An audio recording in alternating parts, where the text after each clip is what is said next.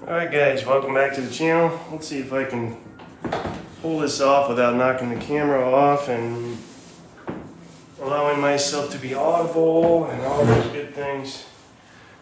Camera's rocking, but again, if you could see how I have this rigged up, you'd probably have a heart attack. Okay.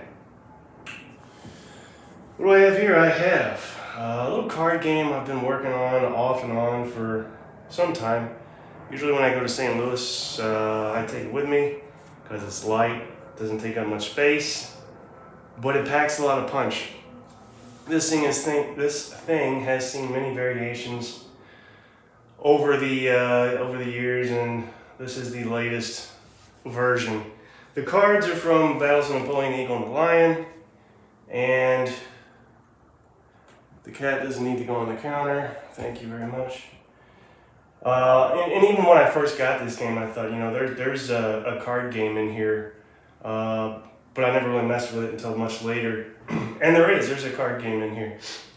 It just needs to be sussed out. So what I have is trying to do this the best way possible by way of solo. Not too challenging, but anyway, I have determined that in the placement of each side's army, we have 8 infantry, 4 cavalry, and 2 artillery is what it amounts to.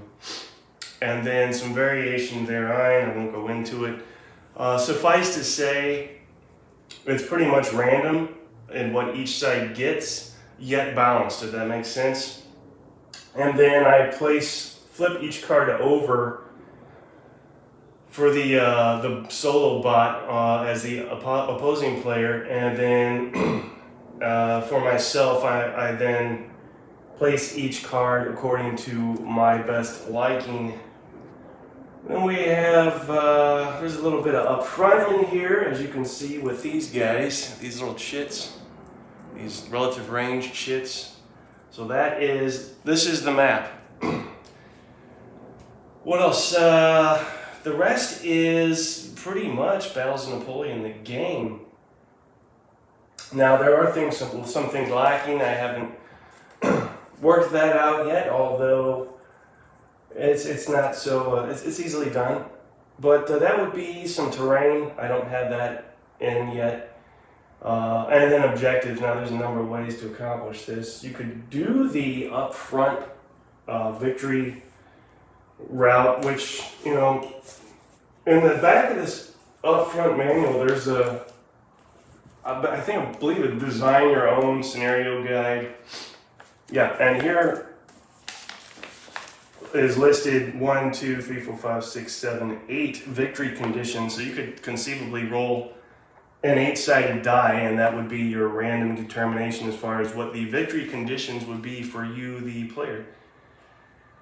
And that can range from anything from a certain number of casualties that are required up to you need to make it a certain distance across the board.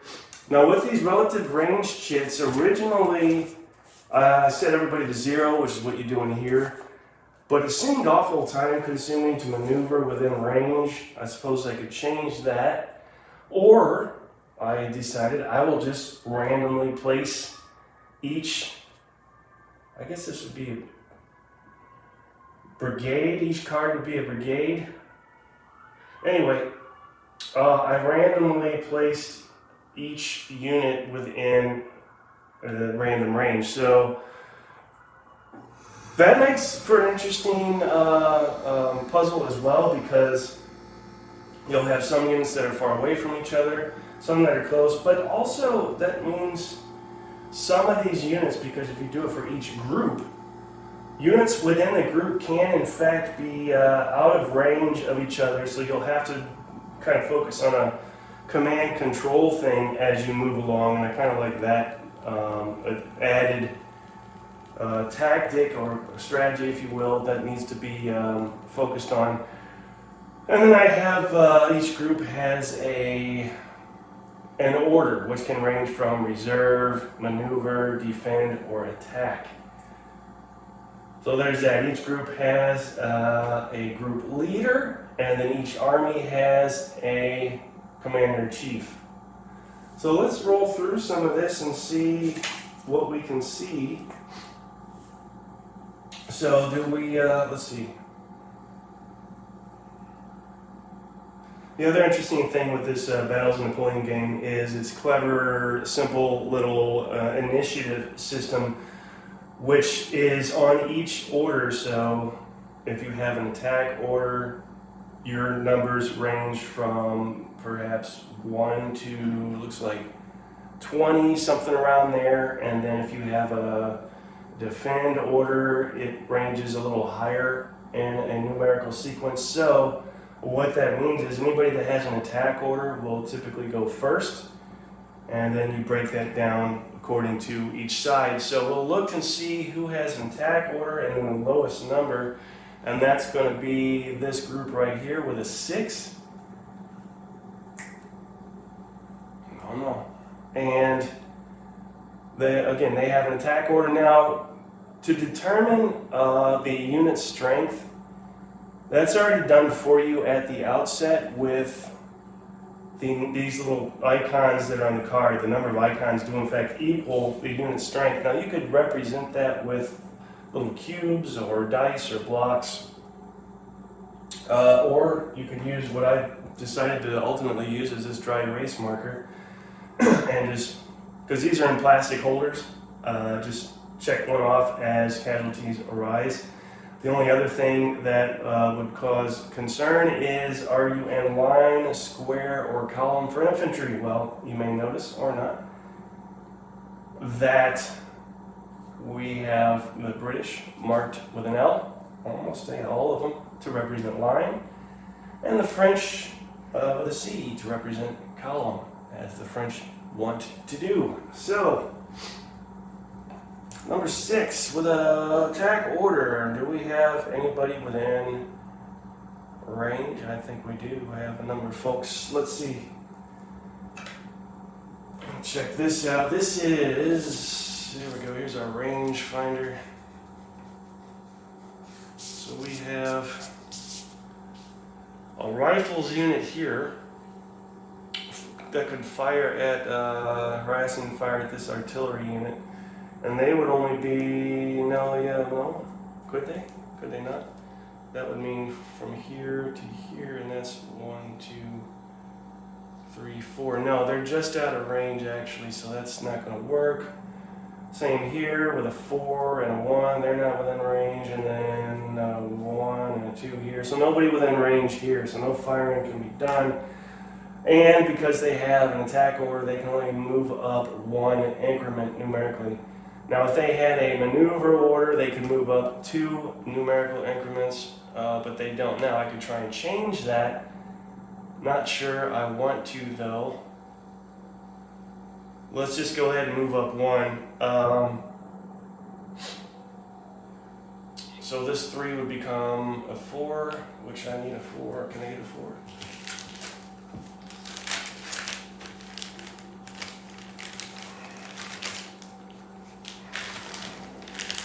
There we go, 4. And that 4 would become a 5. This 2 would become a 3, and they're done. These guys aren't marked because they are assumed to be attached with this unit. If they were not, then I would have to mark them with their own relative range marker, as per instance, this commander here and this one here is not attached to any particular unit, but they are grouped within the group. That will become necessary in order to plug gaps in command range, as units can separate during battle. You can use your commanders to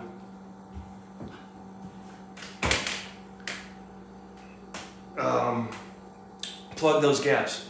So that is the end of them, and let's remember that that is in fact the case. Then we should. So that brings us to the next highest number, which we have a 12 here. And I think that's going to be who's next. So these guys go next. I don't know that we have anything going on here. You please stop. Let's see. So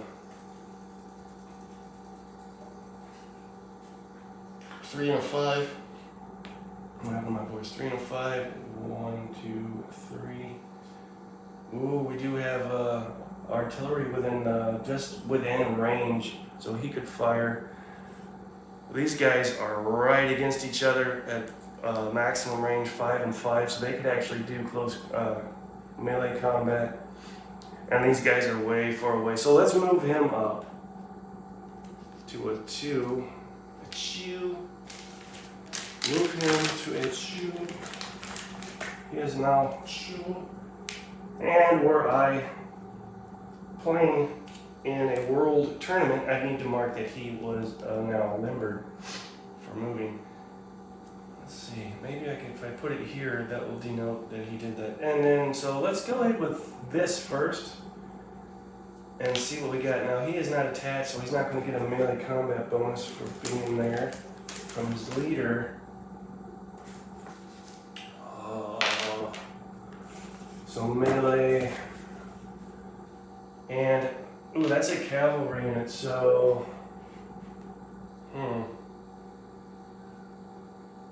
cavalry against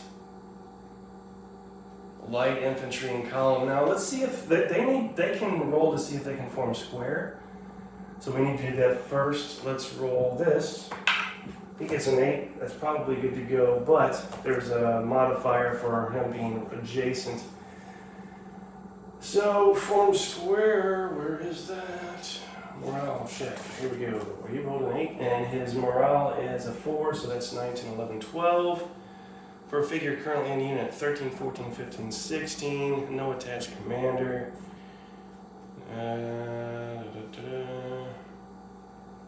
And trying to form square as a reaction. Oh, wow. So, 12. That's a -4 modifier for trying to form square adjacent. So 16 from 4 is 12, and 12 is higher than 11, you need 11 or higher, so they form square. We'll mark that accordingly. I've had these set up for, okay, that comes right off. Just as you would expect, S for square. The last time I played this, I used little cubes, and they both represented unit strength and unit formation, but just wanted to try something a little more minimal. That's more of a challenge than anything. So they're now just regular melee against a square. So they're going to be, let's see, melee. Let's roll that up. They've got a 3, which is not very good. So melee value printed on the card is 2. His 3 is 5 per infantry or cav 6, 7, 8. Looking for an 11 here per ranking unit there in square, so 9. No, 8 still. No attached commander. Nobody's helping. Ranking a defending unit. It would be 9 for the cavalry ranks and 0 for the infantry and square, so now we're at 9. But it's -5. Yeah, that's nothing. So that's the end of that. Then we go here with his long range bombardment. Let's roll that up. Oh, that's not very good. So that's going to be fire 2, 3, 4, 5, 6. Cavalry is 7. Yeah, he got nothing either. So our cavalry charge ended up bouncing off a square, and our artillery was just too far out of range to do anything.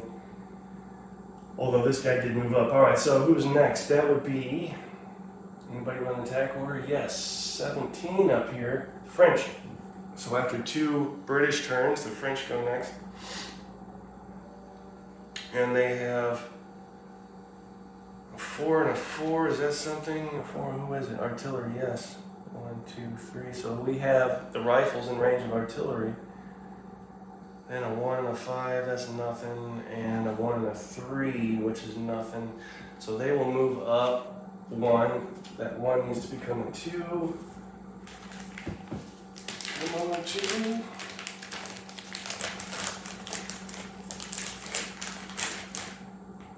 He also becomes a 2.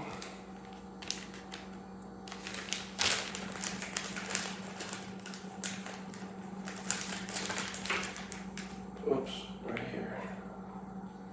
Here, not there, here. Now he can fire, right? So 4 and 4 is 1, 2. That's a long range, which is even worse odds than the British had because that artillery unit is a horse artillery unit. But we'll roll it up. I'm not scared. We'll see what happens. You got a 2, that's terrible. I'm not even going to do the math there, that's going to be nothing. That's the end of them. That brings us to the other French with attack order. This unit here, bearing in mind everybody's still within range, okay, everybody's good. You know what? He was out of command. He couldn't have fired anyway. So what he would need to do is move him up to a 3 so he can plug that gap between the 2 and the 4. So he detached from this unit to do that, so now he's in command. So this. Now we have everybody within command here. He is at range 1. Commander-in-Chief at range 2. Cavalry range 3. Unit Group Commander range 4. And Light Infantry range 5. They form a command chain. Everybody is within command. If I choose to move, that's going to affect everybody in that chain. So, Cavalry, the light cavalry here at a 3, and they're at a 5. 1, 2, yeah, we do have that. No, we don't. He's just out of range of a cavalry charge. 3 and a 5, 1, 2, 3, yeah. So, but I can move him up, but remember, will that affect him? It should. 3 becomes a 4. Where's my stuff? Give me my stuff right now. I want my stuff. 4? Do we have 4s? No, we got 4. He's now within charging range for the next round. That's a 4. Now you can't fire. You don't have to fire whoever's directly in front of you, but it adds 1 to your range. If he was to fire over here, that would be +1 range-wise. 5 and 5 there. Yeah, they're adjacent from the last time, remember? Although they're in square, they can't fight in melee in square. Firing will be probably not accomplish much, but we'll see. And then these guys are, eons apart, so we'll move him up 1 to a 2. Then we gotta make sure everybody's in command, right? 2. So now let's check that. 2, yeah, we're needing a 3 somewhere. So if we bring the Commander-in-Chief up to a 3, that'll plug that gap. Now everybody's within command range. Let's see what these guys can do firing.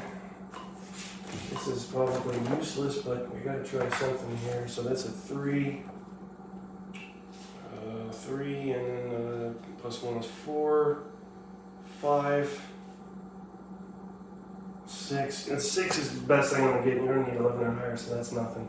That brings us to those with a maneuver order. Go next. And we have 2 French units with a maneuver order. That's 24 and 23. So let's do 23 next. As they have a maneuver order, it means just that. They're not going to fire or conduct melee. They're going to maneuver. So 4 and 4. 1, 2. Ooh, that could be cool. You know what? If I bring him up to a 5, and then 1 more, that's -1. I'm actually in enemy territory now. And so yeah, you can move too because I have a maneuver order here. These guys are up against each other, so nothing doing there. 2 and a 1. He can move up to a 4, bearing in mind I need to stay in command. We'll check that. 4. Give us a 4, love. No, he cannot. He's artillery. He can only move up a 1, so that would be 3. He's not moving 2. Are you nuts? Are you nuts? Can't do that. And then this guy, 1 and a 5. He can go up to a 3. Let's do that.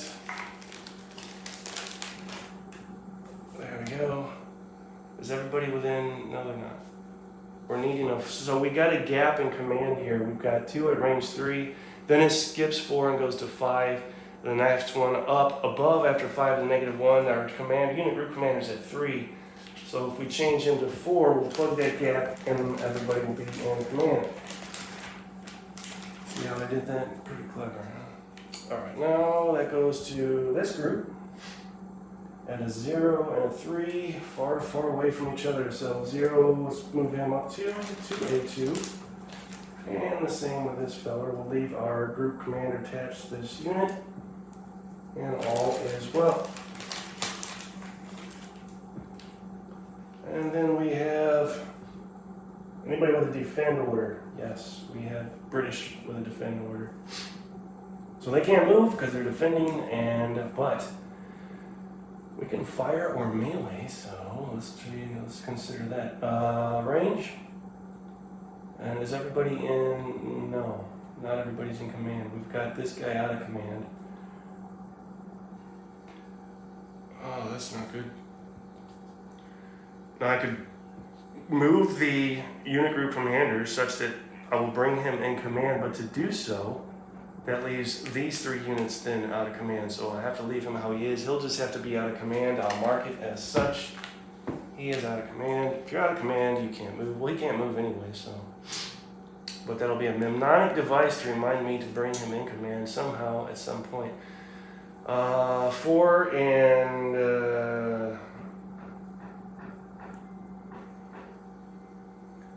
you know what?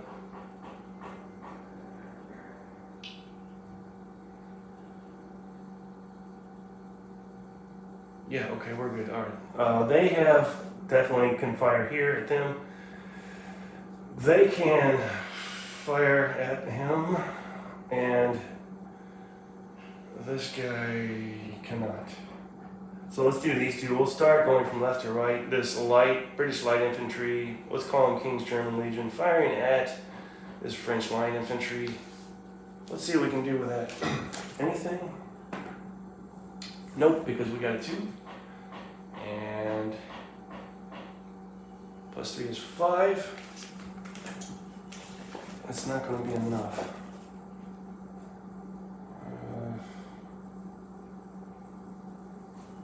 6, 7, 8, 9. Ooh, it is just barely enough. 10, 11. Ooh, we got our first. Oh.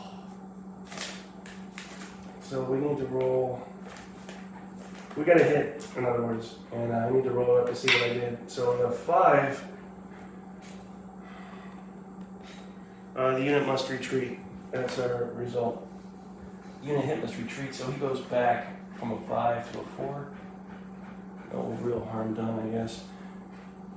And then these guys here, so another light infantry unit. Let's roll that up. Terrible roll, that's a 2. What does he have? Plus 2 makes 4, 5, 6, 7, 8. They're in column 9, 10. But that's the best I can get. I'm 1 shy of a hit. So all we've done really essentially this round is cause this guy to retreat, if I remember correctly. And I've kind of free willing and dealing here. I didn't adhere strictly to any hardcore sequence of play, because if I had done that, I would have had both fire and melee occur instead of either or. Let's go 1 more round and then I'll cut you guys loose. That brings us back to attackers. Those with an attack order, so number 6 here again, right? Yes. 4 and 4.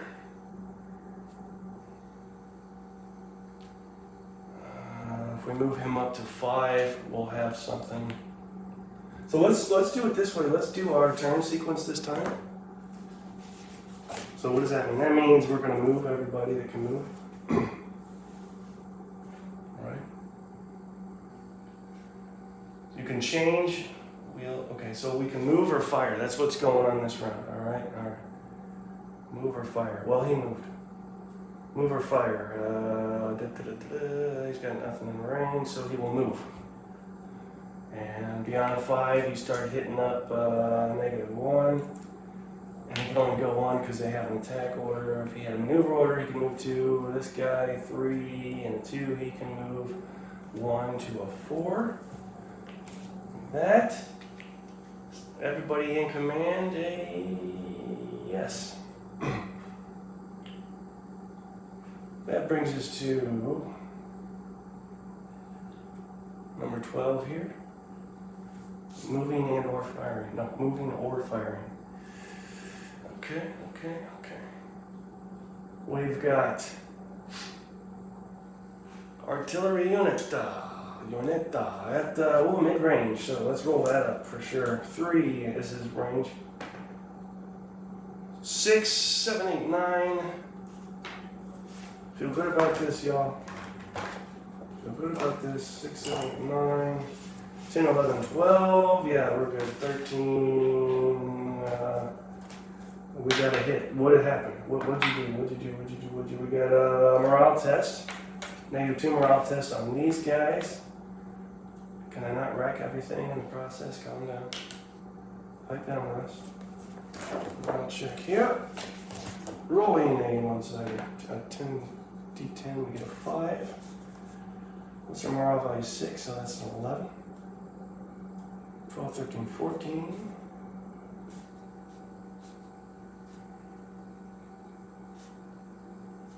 -2 is 12, so they pass the morale test. Then we've got a 5 and a 5. We're definitely they're stuck in square again. I'm not going to do any good bouncing repeatedly out the square, so you know what? I'm going to pull back. Call me crazy. And this guy's technically out of command. If I move him to a 3, that brings, no, a 3, not a 5. Pull him back to a 3, that puts him back in command. And now I can pull him up to a 3. So that's that mattress man. And then attackers, that's it for attackers on the British side. Then attackers on the French side. Moving or firing, what's it going to be? We've got this unit here. At a 4 and a 5, he's going to fire. 2 and a -1. Nothing doing there. So he will move, and then, good lord. 2 there and a 4 there. He's going to move. So 2 to a 3. 2 to 3. I hear a second line band marching by somewhere outside.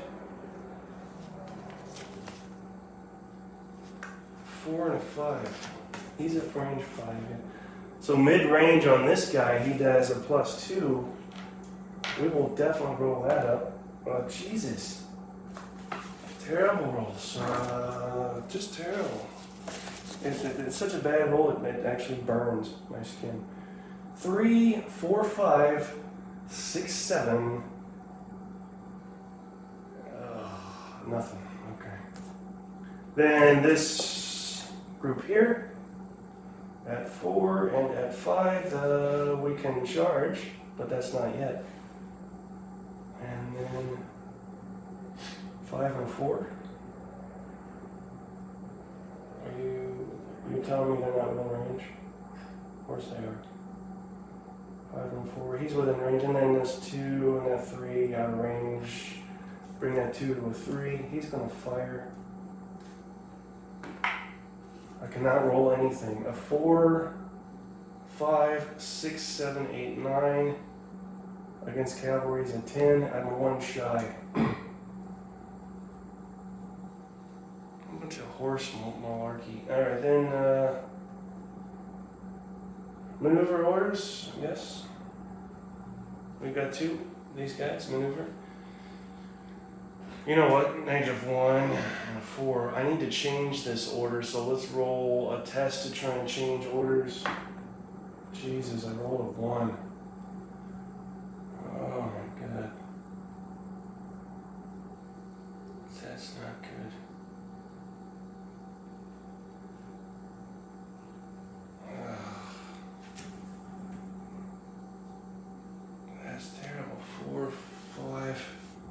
There's nothing. I got nothing. So they're stuck maneuvering, which makes it interesting. I mean, you don't have to move, but that's all I can do because that's what the order is. I'm stuck on it. 4 and a 5. But you know what? Yeah, let's make it interesting. We'll bring him up. That's fine. Maneuver we will. 3. He's limbered already. He's very limbered. 3 and a 1. Oh yeah, he's moving all day. So let's bring him to a 4. And a 3 and a 5. 1, 2. Distance of 3 apart. He can move up too, right? Yeah. I need a 4 on him. Give me a 4, please. Give me a number 4, no cheese, extra O. There we go. And then we go to yeah. No, yeah. 2 and 3. Move order. That can bring him up to a 4. Which is good stuff for all these. He's getting there. How about that? A 2 to a 4. Yes. Yes. Another 4. Playing around. Then our defend orders. Anybody have a defense order? Yes, we have. So we have these guys in reserve. Have I been doing stuff with these guys? They're actually in reserve, I just realized. Yes, we have somebody defending these guys. Do we have range now on this 4? And yes, we definitely do here. Definitely do here. 1 and a nothing there, and a 5 and a 4, and we have range there. So we're going to be firing, it looks like.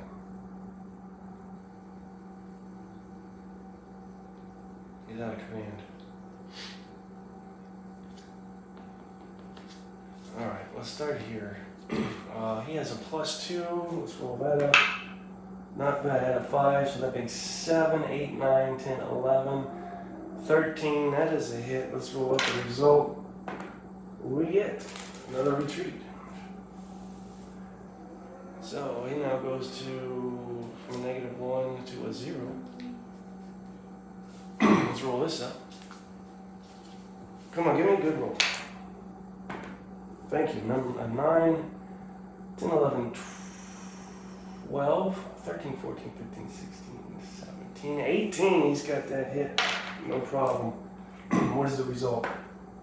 Whoa, nice. We have a retreat, a remove strength, and if there's an attached commander, he's wounded. Well, he's not attached, so we're good there. Ooh, he hit. No, he's not. So we mark off 1 and move that back to a 4. Nice, good stuff. He's out of command, right? So then that brings us here. 5 and a 4. He's got the range. Roll it up, sir. Not good. 3 + 2 is 5. 6, 7, 8, 9. Ooh, we just got an 11. What did he do? 4. 1, 2, 3, 4. Remove a stand. So we'll take 1 off of him. So our first couple casualties of the round. And I think that's it. Alright, so that's 2 rounds. No, it's not. That was fire and move. Now we do melee. We'll look around and see who is... Is it just melee or is it... Need help. Yeah, melee and cavalry charges. Melee and cavalry charges.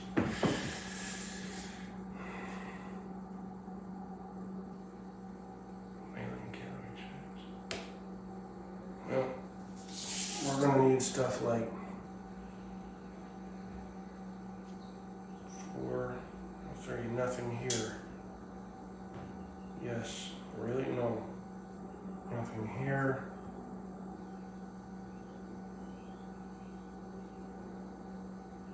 I'm not charging. They're still in the square. I'm not charging in square again.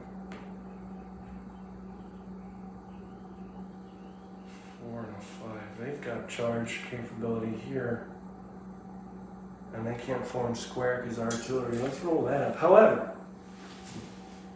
they can fire one volley at this charging cavalry unit. So let's do that first.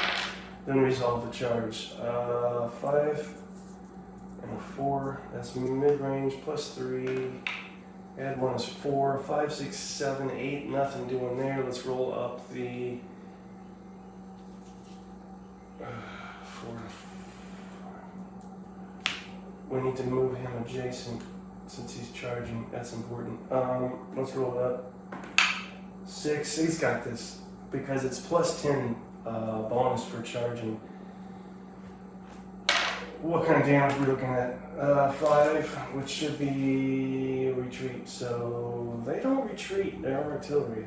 It's not like they can just pick up and go at a moment's notice. So they're going to take a loss as a result. All right, then we're moving right along. 3 and a 4, nothing there. 3 and a -1, which actually means 6. 3 and a... Really? He moved up that far? 3 and a 1, 2. No, nothing doing. 4 and a 5. He's at 4. He's at 5. Nothing. Same deal. Nothing. Unless it's cavalry. No. He's out of command, but no. 4 and 5. Nothing. A 0 and a 4. Yes, we have melee that can happen here.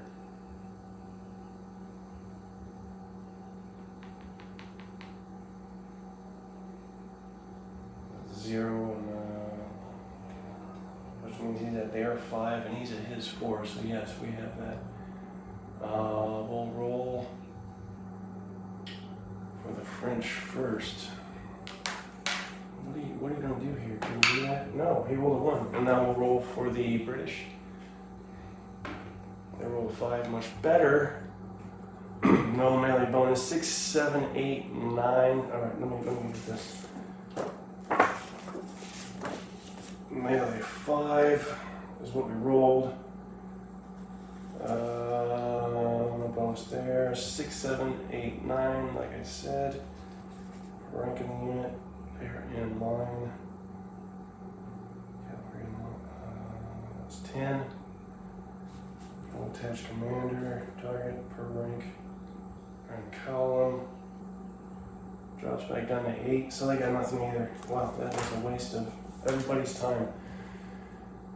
And that's that. So to recap, what do we have here? We have a couple of retreats, at least one retreat. We've got a unit out of command. I'll have to double check. There may be others out of command. We have the British did lose an artillery strength point. I think that's it for them as far as losses. You know what else I forgot to bear in mind? You can't move if you're in line. How about that? So all these guys that are in line needed to change to column. Whoopsie daisy. What else? We lost this infantry line unit, lost a strength point, as did this infantry French line unit. And this guy got pushed back. He had to retreat, I think, twice, didn't he? So other than the British cheating and moving well in line, I'd say the British have a slight advantage at this point. Things to consider, haven't quite worked out a need to do it, thus I haven't worked out how to do it. One of the actions that you can do is wheel or turn. Now, as everything's pretty much forward, not a lot of that, if any, required, but I need to possibly consider that because that could make for more interesting diagonal attacks. For instance, so I already said earlier, if you remember, that you don't have to attack straight ahead. You could attack to an adjacent unit that is straight ahead. Now I could say that to do that, you need to wheel, but then how do I represent that? So this is the thought process. This is why I can't play games typically, because these things just come up that, and it's not a bad thing, they're puzzles for me to solve.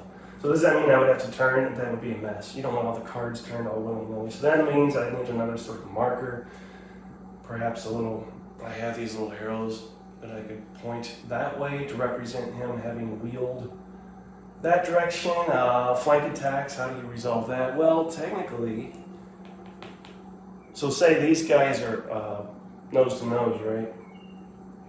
If one of them moved one more forward, you could, the one that moved, you could say has now flank advantage on the unit he moved past, almost adjacent to. There's that to consider, and that's really about it. I mean, oh, and I need to work in terrain, which will help with attacks and defense, and some interesting victory conditions might make this a little more flavorful instead of just how many casualties can we inflict on each other. If we were to do like a kind of terrain advantage thing where, again, if you move up to or past a certain relative range and hold it, that could prove interesting. So there's all kinds of options, which is what makes this so interesting to me, is the possibilities involved and the directions you can go. So just thought I'd share that with you. I hadn't posted anything in a while.